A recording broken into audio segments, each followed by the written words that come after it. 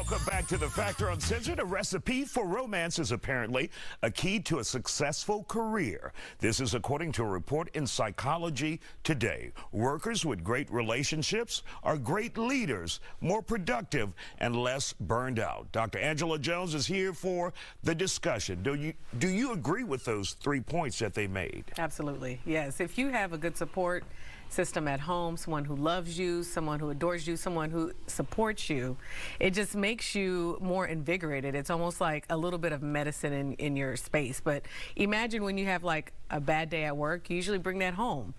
So what if you have a great day at home, you bring that to work? So it's kind of the same kind of philosophy. And so for those who you can't figure out because, you know, they have significant others at home and they come to work being a bastard, or just mean as hell. You know. So what do we make of that, Dr. Jones? Well, I mean, if that's other than that's the part of their personality, that's so it could one be thing. Personality. It could be, right? But also imagine that type of person at home. If they bring that type of person at home, that is not conducive for a good environment. The thing is, it's not about just having a partner or just being married and therefore I'm going to be great at work. It's about having the right partner and being married to the right person. A person that actually is my partner, someone who actually cares, loves me, all those great things that you say on your wedding day. That's the type of person you need in order for you to advance in your career. I mean, it's even showing that CEOs that are successful, that last long, that, you know, their employees are happy, it usually shows that they have a good supportive spouse at home or partner at home. So the two matter. That's why I think that especially certain careers, certain companies, they really should invest a little bit more in the space of what happens with people at home so they can get better employees at Does work. that become like invasion of privacy, though? No, you know, for example, like our insurance companies, you know, a lot of insurance companies don't cover couples counseling.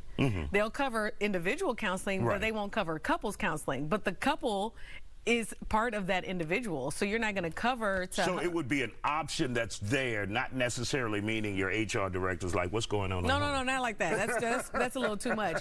But actually, hey, I need to go home. Something's going on with my spouse. Or actually caring to like, hey, we're having a Christmas party. Bring your partner with you. Like invest in people's families, in their partnerships, because it matters on the type of employee you get at work. So now we've always heard like the workaholic, those who are spending non-stop hours at work, they're doing incredible jobs, but that's not always the case. That's not always the case. Sometimes they're workaholic because they're lacking in something, or they're insufficient, or they can't get their work done on time. A workaholic doesn't typically mean a good worker, someone who's actually productive. So you have to keep that in mind. If someone is working way too much, a lot of people think like, oh, they must be amazing at their job, and sometimes they really are. So I don't want to discredit people that are, but that also can mean that something is lacking. Probably they probably don't want to go home.